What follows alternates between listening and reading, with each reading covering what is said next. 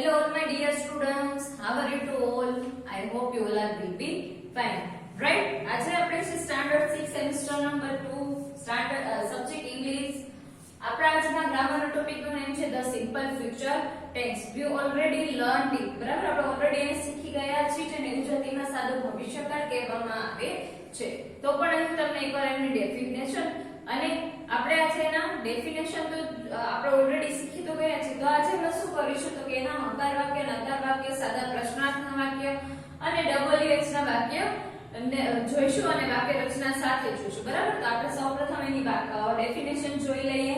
જે ક્રિયા ભવિષ્યમાં થવાની છે તેવી ક્રિયાઓ દર્શાવવા માટે સાદા ભવિષ્યકાળનો ઉપયોગ થાય છે. એટલે કે જે ક્રિયા ભવિષ્યમાં થવાની છે કે હું કાલે સ્કૂલે જઈશ, બરાબર, તો એ તમારી ક્રિયા જે બાકી છે, તમે કાલે જવાના છો, તો આવી બધી ક્રિયાઓ દર્શાવવા માટે સાદો ભવિષ્યકાળ એટલે કે ધ સિમ્પલ ફ્યુચર ટેન્સ નો ઉપયોગ કરવામાં આવે છે. એના કીવર્ડ છે tomorrow, next week, next month, next year. બરાબર, આ એના કીવર્ડ્સ એટલે કે સમયસૂચક શબ્દ જેના ઉપરથી આપણને ખ્યાલ આવે કે ભાઈ આ કયા ટેન્સનું સેન્ટેન્સ છે. જો સમય નથી આપેલો તો આપણને કઈ રીતે આઈડિયા આવે તો કે ટુ બી નું ફોર્મ આપેલું હોય અથવા ક્રિયાપદ ઉપરથી. બરાબર, આમાં છે આપણે ભવિષ્યકાળમાં ટુ બી નું ફોર્મ આપેલું હોય છે એટલે કે શેલ બી પ્લસ ક્રિયાપદનું મૂળ રૂપ આપેલું હોય તો આપણને આઈડિયા આવી જાય કે આ સેન્ટેન્સ છે એ સિમ્પલ ફ્યુચર ટેન્સનો છે. અથવા જ્યારે આપણે સિમ્પલ પ્રેઝન્ટ ટેન્સ હોય છે તો એમાં કેવી રીતે ખ્યાલ આવે તો કે એમાં ટુ બી નું રૂપ હોતું નથી પણ ક્રિયાપદમાં ફેરફાર થતા હોય છે. ક્રિયાપદ મૂળ રૂપ અથવા તો એસકેએસ વાળું હોય તો પણ આપણને આઈડિયા આવી જાય કે આ સિમ્પલ પ્રેઝન્ટ ટેન્સ છે. અને પાસ્ટ ટેન્સ હોય તો એમાં ક્રિયાપદનું આપણને ભૂતકાળનું રૂપ એટલે કે V2 પાસ્ટ પાર્ટિસિપલ આપેલું હોય છે. એના ઉપરથી આપણને ખ્યાલ આવી જાય કે આ વાક્ય રચના છે એ સિમ્પલ પાસ્ટ ટેન્સની છે. તો હવે આપણે સિમ્પલ ફ્યુચર ટેન્સની વાક્ય રચના જોઈશું. તો હકારની વાક્ય રચના શું થશે તો કે હકારની વાક્ય રચના છે આપણી કર્તા એટલે કે સબ્જેક્ટ, કર્તા પ્લસ શેલ બી એટલે કે ટુ બી નું ફોર્મ. આપણને ખ્યાલ જ છે કે જ્યારે આપણે ભવિષ્યકાળ લખીએ છીએ ત્યારે ભવિષ્યકાળમાં ટુ બી નું ફોર્મ શેલ અથવા will નો ઉપયોગ થાય છે. ગ્રામરની રીતે જોઈએ તો I અને V સાથે શેલ અને બાકી બધા will નો ઉપયોગ કરવામાં આવે છે. પણ અત્યારે ઓલમોસ્ટ બધા ટુ બી નું ફોર્મ will નો ઉપયોગ કરતા હોઈએ છે. તો કર્તા પ્લસ શેલ બી પ્લસ ક્રિયાપદનું મૂળરૂપ એટલે કે V1 વર્બનો મેઇન ફોર્મ પ્લસ કર્મ એટલે કે ઓબ્જેક્ટ એન્ડ અન્ય શબ્દ એટલે કે અધર વર્ડ્સ. અન્ય શબ્દમાં પહેલા આવશે તમારે સ્થળ અને પછી આવશે સમય. બરાબર છે. પછી આપણે જોઈએ એની નકારની વાક્ય રચના એટલે કે નેગેટિવ સેન્ટેન્સ. બરાબર, નેગેટિવ સેન્ટેન્સની વાક્ય રચના શું છે તો કે કર્તા subject plus shall be plus not એટલે કે તમારે ટુ બી ના ફોર્મ પછી નોટ મૂકી દો અને આખું વાક્ય કોપી કરી નાખો એટલે તમારું નેગેટિવ સેન્ટેન્સ થઈ ગયું. પ્લસ ક્રિયાપદનું મૂળરૂપ પ્લસ કર્મ પ્લસ અન્ય શબ્દ. એઝ યુઝ્યુઅલ અન્ય શબ્દમાં પહેલા તમારે શું લખવાનું આવશે તો કે સ્થળ અને લાસ્ટમાં સમય. એટલે વાક્ય રચનાની પેટર્ન આપણી વ્યવસ્થિત રીતે છે. હવે જોઈએ આપણે ઇન્ટ્રોગેટિવ એટલે કે સાદો પ્રશ્નાર્થ, શેલ બી પ્લસ સબ્જેક્ટ એટલે કે કર્તા પ્લસ વર્બ મેઇન ફોર્મ એટલે કે ક્રિયાપદનું મૂળરૂપ પ્લસ કર્મ એટલે કે ઓબ્જેક્ટ પ્લસ અન્ય શબ્દ એટલે કે અધર વર્ડ્સ. અધર વર્ડ્સમાં એઝ યુઝ્યુઅલ પહેલા સ્થળ પછી સમય અને ક્વેશ્ચન માર્ક ની સાઇન કરવાનું ભૂલવાનું નહીં કારણ કે પ્રશ્નાર્થ વાક્ય છે. હવે આપણે WH ની વાક્ય રચના જોઈએ. WH એટલે શું તો કે WH એટલે કે who, where, when, what. જેમાં શરૂઆત તમારે WH થી સ્પેલિંગ ની થતી હોય એટલે એનું નામ મેં WH આપેલું છે. who છે તો એનો પહેલો લેટર છે WH થી શરૂ થાય WHO, what WHAT, where WHERE, when WHEN. Right, તો આપણે who ની વાક્ય રચના સૌપ્રથમ જોઈશું. તો who એટલે who નું ગુજરાતી થાય કોણ. બરાબર, who વડે વાક્ય બનાવીએ એટલે જવાબના શબ્દ તરીકે કર્તા નીકળે. જવાબનો શબ્દ કેમ કીધું મેડમ તો કે જવાબનો શબ્દ એટલા માટે કહેવામાં આવેલ છે કે આપણે જ્યારે પ્રશ્ન પૂછીએ ત્યારે કર્તાને કાઢી નાખીએ અને આપણે જ્યારે જવાબ આપીએ ત્યારે કર્તા મૂકીએ છીએ એટલે એને જવાબનો શબ્દ કહેવામાં આવે છે. તો લેટ્સ સી આપણે જોઈએ who ની વાક્ય રચના. તો who ની વાક્ય રચના શું થાય સૌપ્રથમ લખવાનું who plus shall be plus ક્રિયાપદનું મૂળરૂપ એટલે કે V1 પ્લસ ઓબ્જેક્ટ કર્મ પ્લસ અન્ય શબ્દ એમાં પહેલા સ્થળ પછી સમય અને છેલ્લે ક્વેશ્ચન માર્ક જેવી સાઇન કરવાનું ભૂલવાનું નહીં. ઇન શોર્ટ આપણું વાક્ય જે આપેલું હોય એમાં કર્તા કાઢી એની જગ્યાએ who મૂકી આખો પ્રશ્ન કોપી કરી છેલ્લે ક્વેશ્ચન માર્ક જેવી સાઇન કરી દો એટલે who વાળી વાક્ય રચના આપણી કમ્પ્લીટ થઈ જાય. ચલો પછી જોઈએ વોટ વાળી વાક્ય રચના. તો વોટ નું ગુજરાતી થાય શું? વોટ વડે પ્રશ્ન પૂછીએ એટલે જવાબના શબ્દ તરીકે નીકળશે કર્મ. એટલે વોટ ની વાક્ય રચનામાં આપણે કર્મ લખીશું નહીં, જેમ અહીંયા મેં કર્તા લખેલો નથી. રૂ વડે બનાવીએ પ્રશ્ન એટલે કર્તા જવાબ કર્તા આવશે નહીં. What plus shall be plus કર્તા પ્લસ V1 પ્લસ અન્ય શબ્દ એન્ડ પ્લસ ક્વેશ્ચન માર્ક ચિહ્નની સાઇન. બરાબર? એટલે કે સાદો પ્રશ્નાર્થ કરી આગળ વોટ મૂકીને જવાબનો શબ્દ કાઢી નાખું તો પણ થઈ જાય. કારણ કે સાદો પ્રશ્નાર્થની વાક્ય રચના શું છે? તો કે શેલ બી આપેલું છે કર્તા, આપેલું છે ક્રિયાપદનું મૂળરૂપ. કર્મ મૂકવાનું નહીં, કારણ કે આપણને ખબર છે કે વોટ વડે પ્રશ્ન પૂછીએ છીએ. પછી અન્ય શબ્દ અને ક્વેશ્ચન માર્ક ચિહ્નની સાઇન આગળ મૂકી દીધું. વોટ તો પણ બની જશે, અથવા તમે ડાયરેક્ટ આ વાક્ય રચના પેટર્ન યાદ રાખો. What plus shall be plus કર્તા પ્લસ V1 પ્લસ અન્ય શબ્દ એન્ડ પ્લસ ક્વેશ્ચન માર્ક ચિહ્નની સાઇન. હવે નેક્સ્ટ જોઈએ વેર વડે. વેર નું ગુજરાતી થાય ક્યાં? એટલે કે સ્થળ. વેર વડે પ્રશ્ન પૂછીએ એટલે જવાબના શબ્દમાં આપણને સ્થળ મળે. એટલે પ્રશ્નમાં આપણે સ્થળ કાઢી નાખવાનું રહેશે. એટલે વેર પ્લસ શેલ બી પ્લસ કર્તા પ્લસ V1 એટલે કે ક્રિયાપદનું મૂળરૂપ પ્લસ કર્મ પ્લસ સ્થળ સિવાય અન્ય શબ્દ. શું કામ? કારણ કે સમય તો લખવાનો, સમય કાઢી નાખવાનું નહીં, કારણ કે વેર વડે બનાવી છે એટલે માત્ર સ્થળ કાઢવાનું પ્લસ ક્વેશ્ચન માર્ક ચિહ્નની સાઇન. પછી વેન વડે. વેન નું ગુજરાતી થાય ક્યારે? એટલે કે સમય કાઢી નાખવાનો અને સ્થળ લખવાનું, સ્થળ નહીં ભૂલવાનું. બરાબર છે? તો વેન ની વાક્ય રચના જોઈએ. When plus shall be plus કર્તા પ્લસ V1 એટલે કે ક્રિયાપદનું મૂળરૂપ પ્લસ કર્મ પ્લસ સમય સિવાય અન્ય શબ્દ એટલે કે સ્થળ અને પ્લસ ક્વેશ્ચન માર્ક ચિહ્નની સાઇન. હવે આપણે જોઈએ હાઉ મેની વાળી વાક્ય રચના. તો કે હાઉ મેની નું ગુજરાતી થાય કેટલા? એટલે કે હાઉ મેની વડે પ્રશ્ન બનાવીએ ત્યારે નંબર્સ નીકળી જાય. 1 2 3 4 5 6 7 8 9 10 જેટલા નંબર આપેલા હોય એ કાઢી નાખવાના પ્રશ્નમાંથી. બરાબર? તો હાઉ મેની નો પ્રશ્ન બનાવતી વખતે હાઉ મેની પ્લસ કર્મ પ્લસ શેલ બી. જો હાઉ મેની વડે બનાવો ત્યારે તમારે કર્મ આવી જશે આગળ અને કર્તા જતું રહેશે પાછળ. એટલે કે હાઉ મેની પ્લસ કર્મ પ્લસ શેલ બી પ્લસ કર્તા. બરાબર? એટલે કે સબ્જેક્ટ પ્લસ અન્ય શબ્દ પ્લસ ક્વેશ્ચન માર્ક ચિહ્નની સાઇન. અન્ય શબ્દમાં પહેલા સ્થળ પછી સમય. એવી જ રીતે which ની વાક્ય રચના પણ સેમ છે. કર્મ આગળ આવી જાય. બરાબર? કર્તા ક્રિયાપદ ટુ બી ના રૂપ પછી જતું રહે. તો તમે which વડે બનાવો તો which માં તમારે શું કાઢવાનું? તો કયું, કયા, કઈ શાળી, કેવો કલર, કલર નીકળી જાય. બરાબર? કયું બલૂન, કેવો બલૂન. તો જોઈએ which ની વાક્ય રચના. which પ્લસ કર્મ પ્લસ શેલ બી પ્લસ કર્તા પ્લસ અન્ય શબ્દ એન્ડ પ્લસ ક્વેશ્ચન માર્ક ચિહ્નની સાઇન. હાઉ મેની અને which ની વાક્ય રચના સરખી છે. તો હવે આપણે એક્ઝામ્પલ સાથે જોઈએ કે કેવી રીતે છે WH વાક્ય બને છે. બરાબર છે? અહીં મેં તમને એક પ્રશ્ન લખેલો છે. આપણે એક્ઝામ્પલ છે યશ will bring 10 balloons in the market tomorrow. યશ આવતીકાલે બજારમાંથી 10 ફુગ્ગાઓ ખરીદશે, લાવશે. બરાબર? બાય એટલે ખરીદવું, bring એટલે લાવશે. તો અહીં મેં તમને એમ કીધું હોય કે તમારે WH બનાવવાના છે. તો જેટલા બી WH બનતા હોય એટલા WH તમારે વાક્યમાં બનાવી નાખવાના. ફોર એક્ઝામ્પલ કે મેં ખાલી અહીંયા સૂચના આપેલી છે કે તમે WH વાક્ય બનાવો. તો મને ખબર છે કે ભાઈ મારે આમાં કેટલા કેટલા બને. તો કે પેલું કર્તા આપેલું છે તો who વડે બને, પછી 10 આપેલું છે તો how many વડે બને, પછી balloons આપેલું છે તો શેના વડે બને? what વડે બને. તો આ બે આખું થઈ જાય. બરાબર? એની સાથે 10 એ નીકળી જશે. પણ how many વડે બનાવો ત્યારે માત્ર 10 નીકળશે. પછી in the market છે એ શું છે? સ્થળ છે તો where વડે બને. tomorrow છે એ સમય છે તો when વડે બનશે. બરાબર? તો પહેલા આપણને ખાલી WH કીધા હોય તો આપણે લખી નાખવાનું કે કેના કેના વડે બનશે વાક્ય. તો હવે આપણે પહેલા વાક્ય બનાવતા શીખી લઈએ. તો અહીં મેં તમને પહેલા નકાર વાક્ય બનાવી દીધું છે. તો આપણે જોઈએ કે નકાર વાક્ય કેવી રીતે બનશે. તો કે યશ will not bring 10 balloons in the market tomorrow. છેલ્લે શું કરવાનું? Full stop. નકાર વાક્ય કરવું હોય તો ટુ બી ના રૂપ પછી નોટ મૂકી આખો પ્રશ્ન કોપી કરી લેવો. મારો પ્રશ્ન છે યશ will bring 10 balloons in the market tomorrow.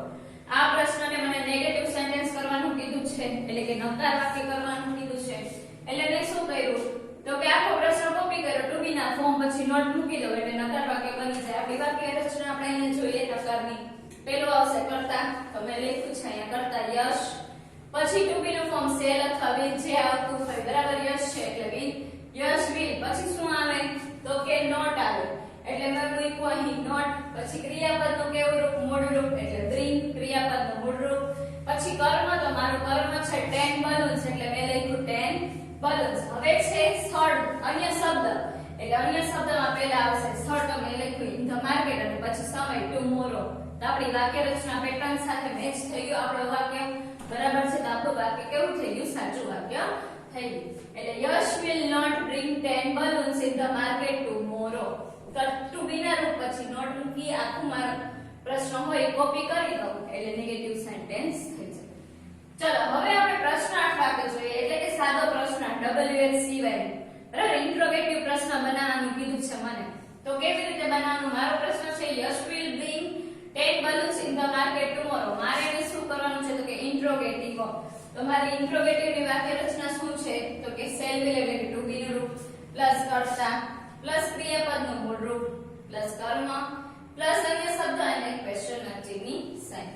તો આપણે જોઈએ આપણી વાક્ય રચનાને મેચ થઈ જશે. તો કે શેલ વિલ, તો મેં લખ્યું અહીંયા શેલ વિલ પ્લસ કર્તા, મારો કર્તા છે યશ, પછી ક્રિયાપદનું મૂળરૂપ આપેલું છે એટલે મેં લખ્યું બ્રિંગ. પછી શું આપેલું છે? કર્મ. તમારું કર્મ છે 10 balloons. પછી છે અન્ય શબ્દ, અન્ય શબ્દમાં પહેલા સ્થળ એટલે કે ઇન ધ માર્કેટ, પછી સમય ટુમોરો ની ક્વેશ્ચન માર્ક નિશાન. પેટર્ન સાથે મેચ થઈ ગયું એટલે આપણો પ્રશ્ન બન્યો will Yash bring 10 balloons to in the market tomorrow question mark ની સાઇન.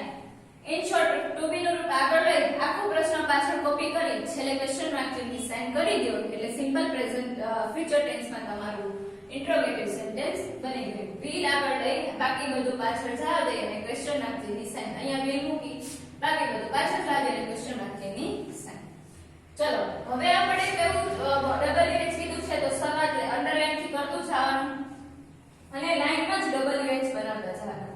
અહીંયા મેં યશ આપેલું છે તો એ કર્તા છે, તો મને ખબર છે કે મારે હું વાળા પ્રશ્ન બનાવવો હોય તો કર્તા નીકળી જાય. તો એના માટે મારા પ્રશ્નમાં કર્તા આપેલો હોવો જોઈએ તો હું WH માં હું વડે બનાવી શકું. તો કે હા મારા પ્રશ્નમાં કર્તા આપેલો છે એટલે મેં અંડરલાઈન કરીને લખી નાખ્યું કે હું વડે બનશે. બરાબર, તો કર્તા કાઢી નાખવાનો, એની જગ્યાએ હું મૂકી આખો પ્રશ્ન કોપી કરો એટલે તમારી હું વાળી વાક્ય રચના સાથે તમારું વાક્ય મેચ થઈ જાય કે વાક્ય સાચું પડી જાય. મારો કર્તા કોણ છે? હું યશ છે. બરાબર, એટલે મને ખબર છે કે મારે હું વાળી વાક્ય રચના કરવી હોય ત્યારે જવાબના શબ્દ તરીકે કર્તા નીકળી જાય. એટલે મારો કર્તા યશ છે એટલે જવાબના શબ્દ તરીકે હું કર્તા કાઢીશ એટલે યશને કાઢી એની જગ્યાએ હું મૂકી આખો પ્રશ્ન કોપી કરીશ. Who will bring 10 balloons in the market tomorrow question mark છે નિશાન. એટલે મારું હું વાળું વાક્ય બની ગયું. આપણે અહીંયા જોઈ લઈએ who plus shall will plus v1 એટલે કે ક્રિયાપદનું મૂળરૂપ પ્લસ કર્મ પ્લસ અન્ય શબ્દ પ્લસ ક્વેશ્ચન માર્ક ચિહ્નની સાઇન. હું વડે મેં પ્રશ્ન બનાવ્યો એટલે જો અહીંયા મેં કર્તા વાક્ય રચનામાં લખ્યું નથી અને મેં મારા પ્રશ્નમાં મારો જે જવાબ લખ્યો એમાં પણ મેં આપણે જે કર્તા છે લખેલો નથી એટલે મારું વાક્ય છે એ સાચું થઈ ગયું. એટલે કે યશ ને કાઢી એની જગ્યાએ હું મૂકી આખો પ્રશ્ન કોપી કરી છે એટલે ક્વેશ્ચન માર્ક ચિહ્નની સાઇન કરી નાખો એટલે તમારું હું વાળું વાક્ય થઈ ગયું. પછી જો એ વોટ વડે વાક્ય બનાવવાનું આવ્યું તો મારા પ્રશ્નમાં કર્મ છે એટલે મેં લખી નાખ્યું એની નીચે વોટ. મારે 10 balloons આખું કાઢવાનું રહેશે. બરાબર, કર્મ આખું કાઢવાનું. એની આગળ જેટલું બી આપેલું શું ખરીદી આપણે પહેલા શું વડે પ્રશ્ન પૂછી લેવાના. આપણા જે પ્રશ્ન આપણા પેપરમાં જે પ્રશ્ન આપેલો છે એને યશ will bring 10 balloons in the market tomorrow. યશ આવતીકાલે 10 ફુગાઓ બજારમાંથી લાવશે. તો યશ આવતીકાલે બજારમાંથી શું લાવશે? તો મેં આખું 10 ફુગાઓ કાઢી નાખ્યું. શું વડે ગુજરાતીમાં પહેલા પ્રશ્ન પૂછી લેવાનો. એટલે મને ખબર પડી ગઈ કે મારે વોટ વડે પ્રશ્ન પૂછવો હોય તો જવાબના શબ્દ તરીકે 10 balloons નીકળશે. તો આપણે જોઈએ વાક્ય રચના. વાક્ય what will Yash bring in the market tomorrow. પહેલા સાદો પ્રશ્નાર્થ કરી નાખવાનો. એટલે મારો સાદો પ્રશ્નાર્થ આટલો થાય will Yash bring in the market tomorrow. મેં અંડરલાઈન કરી લીધી છે એટલે મને ખબર છે કે અંડરલાઈન કરેલો શબ્દ મારે લખવાનો નથી અને આગળ વોટ મૂકી દો તો પણ તમારું વોટ વાળું વાક્ય બની જશે. અથવા પેટર્ન સાથે જવું હોય તો વોટ પછી શેલ વિલ એટલે શેલ વિલ મૂકેલું છે આપણે જોતા જઈએ. વોટ પછી પ્લસ શેલ વિલ એટલે શેલ વિલ મૂકેલું છે પ્લસ કર્તા એટલે કર્તા છે યશ પ્લસ v1 એટલે કે આપણું ક્રિયાપદ bring પછી અન્ય શબ્દ કર્મ આવશે નહીં. શું તમને આવે કે વોટ વડે બનાવતી વખતે જવાબનો શબ્દ આપણો કર્મ નીકળશે એટલે મેં છે એ 10 balloons લખેલું નથી. તો અન્ય શબ્દમાં પહેલા આવશે શું આવશે? તો કે in the market અને tomorrow. બરાબર, તો આપણી વાક્ય રચના થઈ ગઈ what will Yash bring in the market tomorrow ચિહ્નની સાઇન. કર્મ કાઢી વોટ વિલ આગળ મૂકી દેવાનું. સાદો પ્રશ્નાર્થ કરીને કરવું હોય તો પેલા સાદો પ્રશ્નાર્થ બનાવવાનો, પેલા અંડરલાઈન કરી લેવાની કેટલા કેટલા ડબલ એચ બનાવવાના કીધા છે અને આપણા પ્રશ્નમાં કેટલા થઈ શકે છે. બરાબર, મેં અંડરલાઈન કરી લીધી છે એટલે મને ખબર છે કે આ વોટ વડે બનશે તો એમાં 10 બલૂન્સ નીકળી જશે. તો હું સાદો પ્રશ્નાર્થ કરતી વખતે 10 બલૂન્સ લખીશ નહીં, ખરી એટલું જ લખીશ, will yes bring in the market tomorrow અને આગળ વોટ મૂકી દઈશ. આપણો સાદો પ્રશ્નાર્થ શું થાય તો કે will yes bring 10 balloons in the market tomorrow. બરાબર છે. મારે અહીં 10 બલૂન્સ નથી લખવાનું કારણ કે વોટ વડે પ્રશ્ન બનાવવાનો છે એટલે મેં વોટ આગળ મૂકી દીધું અને બાકી બધું કોપી કરી છે એટલે ક્વેશ્ચનમાં જેની સાઇન કર્મ કાઢી દીધું. તમને અંડરલાઈન કરી દીધી છે પ્રશ્નમાં તો આપણે ડાયરેક્ટ ખાલી ડબલ એચ જ બનાવવાના રહે, પણ અંડરલાઈન માત્ર કરેલી હોય તો તમારે નીચે લખી નાખવાનું કે કરતા આપેલો છે તો હું વડે. જો અહીંયા કર્મમાં અંડરલાઈન નથી કરેલી તો આપણે કર્મ વોટ વડે બનાવવાનું નહીં, જેટલામાં અંડરલાઈન કરેલી હોય એટલામાં કરવાનું. અથવા તમને ડબલ એચ કીધા છે કે અંડરલાઈન નથી કરેલી તો આપણે અંડરલાઈન કરતું જવાનું અને વાક્ય બનાવતા જવાનું. ચલો હવે મેં મારો પછીનો ટર્મ છે વેર વડે બનાવેલો છે. તો ઇન ધ માર્કેટ પ્રેપોઝિશન સાથે કાઢી નાખવાનું. જવાબનો શબ્દ આપણો સ્થળ નીકળે તો સ્થળની સાથે જેટલા પ્રેપોઝિશન આપેલા હોય in, on, under, at, to એ બધા કાઢી નાખવાના. તો અહીં મારે વેર વડે બનાવવાનું છે તો વેર will Yash bring 10 balloons tomorrow. મેં ઇન ધ માર્કેટ કાઢી નાખ્યું, જવાબના શબ્દ તરીકે ઇન ધ માર્કેટ નીકળી ગયું. આપણી વાક્ય રચનાની પેટર્ન છે વેર પ્લસ શેલ વિલ એટલે મેં લખ્યું will પ્લસ કરતા યસ પ્લસ V1 શું છે તો કે bring પ્લસ કર્મ તો કે 10 balloons. સ્થળ સિવાય અન્ય શબ્દ એટલે કે tomorrow આવી જશે, સ્થળ આવશે નહીં કારણ કે વેર વડે બનાવીએ છે એટલે જવાબના શબ્દ તરીકે સ્થળ નીકળશે. એટલે આપણું વાક્ય બની ગયું where will Yash bring 10 balloons tomorrow question mark ચિહ્નની સાઇન.